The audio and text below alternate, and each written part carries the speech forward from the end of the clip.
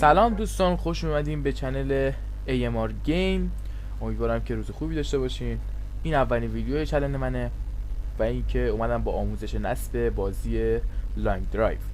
بریم برای آموزش.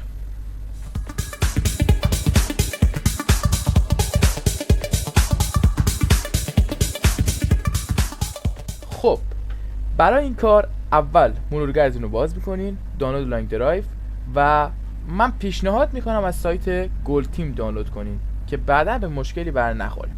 شما این سایت رو باز میکنین، اسکرول میکنین پایین و در این بخش دانلود بازی لانگ درایو رو میزنین و بستن. 7 ثانیه صبر میکنین. بعد از 7 ثانیه کلیک برای انتقال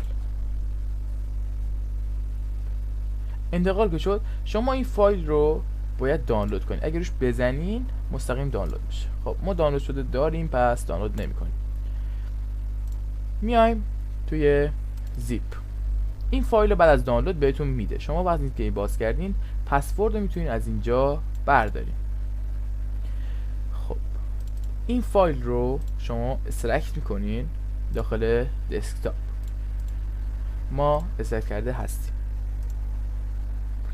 این فایل رو بعد از استرکت بهتون میده و شما میتونید از اینجا بازی رو باز کنید. فقط قبل از این کار اگر برنامه استیم رو داخل لپتاپ یا ویندوزتون دارین بازش کنید. اگر ندارید از همون سایت گلد تیم میتونید دانلود کنید.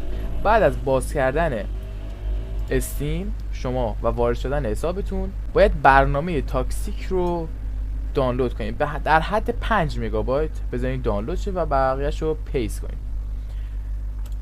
میذاریم میاد پایین و شما الان یه فایلی دارین، میتونید بازش کنید و بازی رو اجرا کنید. بعد از باز شدن بازی شما با چند بخش روبرو میشین که مهمترین بخش استارت، مولتی پلیر و کانتینیو است.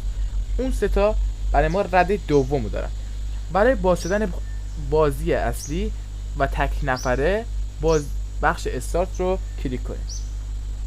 بخش کانتینیو برای موقعی هستش که شما اولین بار استارت زدین و ادامه بازی رو با زدن کانتینیو بالا میارین.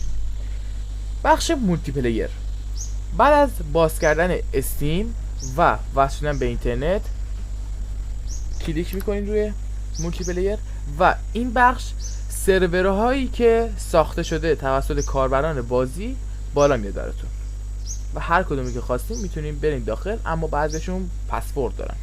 خب شما با زدن دکمه استارت میتونین بازی رو شروع کنید. ممنون که این ویدیو رو دیدین. برای آموزش های بیشتر لایک و ساب یادتون نره. امیدوارم که شاد و پیروز باشین. خدا نگهدار.